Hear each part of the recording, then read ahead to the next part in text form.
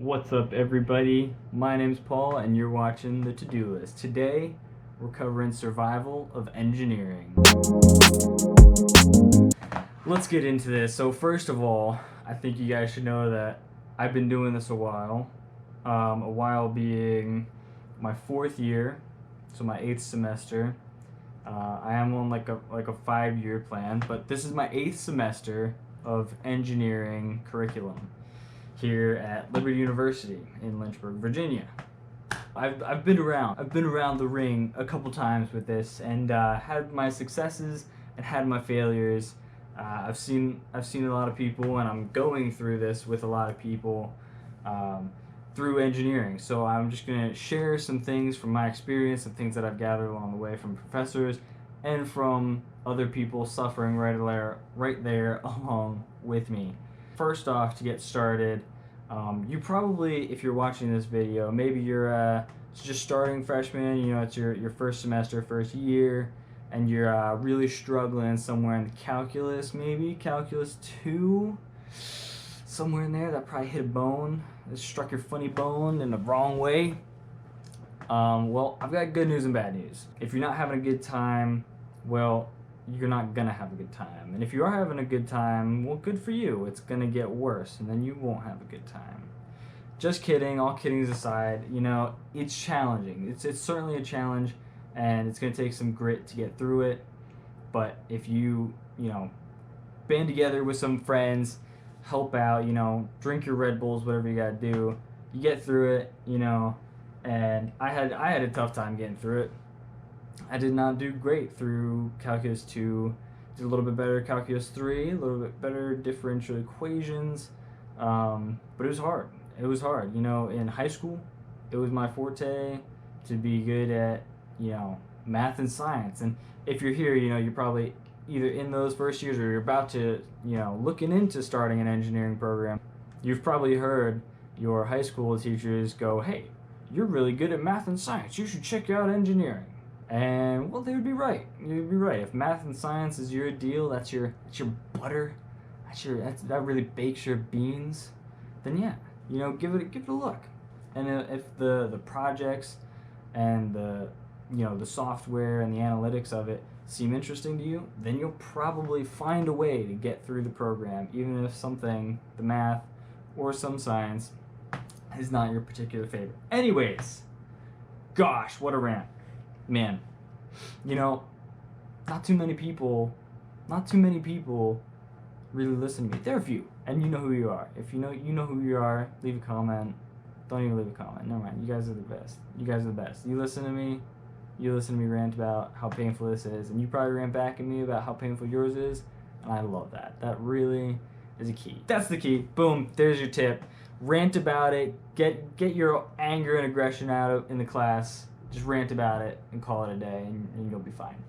But for real, let's get on to some key points. Some key points that I want you guys to take away from this to be able to take into your engineering. First of all, notes. Take notes. You may say, I never took notes in high school. I was above that. I didn't need that. I didn't even need to study. College is different. Okay, just because you got straight A's in high school doesn't mean college is going to be the same breeze. College is a very different monster. Even if you're staying home or you're online, online's a whole different monster in and of its own. But college in general, either home or if you travel away, you go out of state for your college, it's a very different work schedule. It's a different work schedule, and it's a different management schedule, and you really have to figure that out. And when you're tackling new courses at new times with new people, new environment, and it's not at all like anything that you've experienced prior to this, it can cause a big speed bump. And a lot of people come into engineering and immediately have big problems and immediately struggle, and they bail. If they make it through the first semester, the second semester just keeps pounding them, and they eventually bail. Now, a lot of people, obviously, a ton of people stay in and keep going with it. And that's really the key. But before then, just know that it's different. I came into it with that knowledge, somebody told me that ahead of time, that college is going to be hard and it's going to press you. So I was like overthinking it. So I over prepared. So I didn't feel it as much. And, if you want to do that, do that. Over prepare, weeks ahead of class, have a quarter of your textbooks read. You can go all out and you'll be fine. You'll make it through if you do that, but it's a lot of extra work. A's high school, not necessarily A's college. Know that, prepare for that. Next thing, stay on top of your work. Just doing things on schedule is a guaranteed way that you're going to be doing things late, because assignments will prove bigger than you think they are. 10 questions in high school, no problem. 10 questions in college, you're in for a night of work. What? Right. So, really important to stay on top of your work. Stay on top of your work and be diligent about doing what you have written down. And that's going to be the key to staying on top of your work. Writing it down. Write it down. Make sure you see it somewhere. You see it every day. Get yourself a planner, some kind of planner. So I write all my things to do, and even in the calendars, I write down all the videos that I gotta make for the month, and so that way it keeps it organized me and keeps me aware of my schedule. The really important part of this, write it down in 2 places. For me, I keep a separate notebook so I can handwrite it, and then I keep a tab open on my computer all the time. There it is, right there. There's my list of homework and the days that it's due. So I can see this and I can bring it up really easily anytime. I can whip this out of my backpack. Anybody says, hey, you want to go do something? I go, yeah, that sounds awesome. That would be freaking great. Let's do that. Let me check my book first. Oh, I have got a report due tomorrow. Actually, no. It's due tonight at midnight. I should probably work on that. And, going into it, accepting that, you're going to have to spend a lot of time doing homework. You're going to say no 90% of the time, and you know what? In the end, that's okay.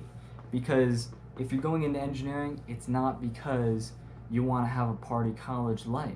You're going into engineering because engineering is what you want to do. You want to make those inventions, you want to make those patents, and you want to design, and you want to innovate and improve things and discover things. And it comes along with a pretty sweet paycheck too. So yeah, it's not bad. But you're gonna say no a lot. So understand that going into engineering, it's not just gonna be a free ride with a pretty job at the end and you can have all the fun you want.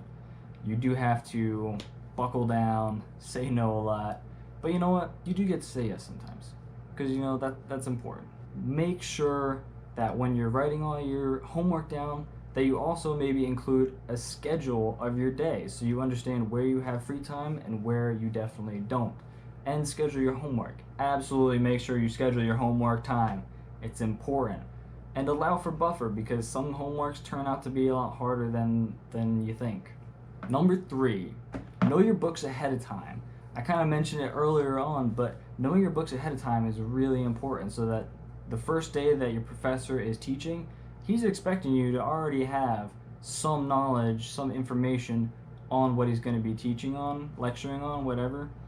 So it's a very, very good idea to already have read the first chapter or highlighted, create an outline of the first 2 chapters before you even go to the first class. That'll give you tremendously more understanding when your professor then goes over it again. Lastly, tip number 5 is going to be everybody else in that class. They're taking the same class. Everybody sitting next to you is in the same lectures. They're reading the same books. They're doing the same homeworks. Help each other. If you see somebody in class struggling and you completely understood the topic or the lecture, offer your help. If they want it, they will receive it. And it might be your explanation that helps them understand. Other side of the same situation. You may not understand what just happened in a lecture. You may walk out being like, what? It's over? What happened? What did he say? Materials? Molecular structures. Wait, what? What was that shape? Somebody else in the class probably understood it. If you ask around, you can get help, and it may be their explanation that helps you understand that lecture and that topic. And that can be the difference between passing and failing the next test that has that topic on it. So, make friends, network, and connect with your professors. If you really don't understand it, go to your professor. If you kind of get it but are struggling, maybe ask somebody next to you. If you really get it, look for somebody else to help. In that order, your mental process when explaining a concept to somebody else will deepen your own understanding of it even further, because you'll be thinking about it even harder so that you can communicate it to somebody else. It involves more learning. There's a lot more psychology about that, but that's just the facts. That's the straight facts. All right, so that's all the tips. So stay on top of your work. There's not a lot of time for fun, so schedule your days. Know when there's time for fun, know when there's time for work. Number 2, expectations. Have the right expectations going into college. It's not all party house. Just because high school was A's doesn't mean college will. Number 3, know your books ahead of time. Go into class having read some, highlighted some, outlined some, whatever your favorite strategy is, do that ahead of time. Number 4, input your homework in 2 places so it's constantly available to you. This keeps you on track, this keeps you on schedule, this keeps you ahead of schedule. Late is not acceptable in professional industry. Don't make your homework late. Don't be late for the professional. Number 5, everyone's in the same class.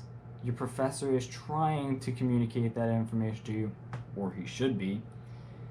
So support each other. Get support from your classmates. Support your classmates. If they want to make it through, you want to make it through, it's a ton easier to make it through together. Side note on that topic, it's not always easy meeting people. Engineers are mostly introverts. I would say I'm an introvert. I love my time alone. I love to work alone, for the most part. So as a study buddy, sort of Chegg, Bartleby, and things like Slader, those kinds of, homework websites can be a big help when you get stuck on something, but can easily become a huge crutch. And it's something that, I've come across. I have had issues, with different classes. Mostly it was the second half of statistics, engineering statistics, that it blew my mind, and some of the processes there, I needed different ways to do it than the ways that we were told to do it in class. That, helped me to get through that class, and really without it would have been much more of a struggle than I really needed to be. But, those can really be helpful, but also be crutches. So use those homework websites sparingly. It's not good to use them all the time. Definitely try to do as much as you can on your own with the textbook and with your friends and your professor, as much as you can. And if you really need to, and late at night or an last-ditch effort to try to figure out a problem, sure, those sites can be tremendously helpful to getting those extra few questions done, or finding that next step in a math problem that you just couldn't quite think of or find help for. That's gonna be it for today. Actually, no. We're gonna give one more. We're gonna give a bonus. Here's bonus 6. So it's gonna be one word and some other words. So one word plus more words equals a sentence. Metacognition. Metacognition is being aware of your own learning. So understanding after a class, did you really recept that information well or not? That sort of thinking is metacognition, and being aware of what learning methods you learn best, either in lecture or by doing. That sort of thing is being aware of your own learning abilities, metacognition. Anyways, so be aware of your own learning, but also with that, be aware of your own mental health. College has a lot of ups and downs, and a lot of downs, and some more downs and then ups. And it's in a lot of those downs that you may want to quit, you might feel discouraged, you might call home crying, you probably will. Crying like a little baby. But be aware of that. Take time off when you need to, take time off when you can. And when you need to work, do the work. But when you can have fun, have fun. Be aware of your learning, be aware of your mental health, and seek help if you need it. Thanks for watching, guys. That was 5 tips plus 1 on how to survive collegiate engineering If you have any other questions about programs or whatnot, I'm mechanical engineering, 4th year out of 5. If you have any other questions, hit me up in the comments and I will do my best to get back to you. In the meantime, thanks for watching. And I'll see you next time, guys. On the next thing we undo, on the next thing that we do on the to-do list. Yes.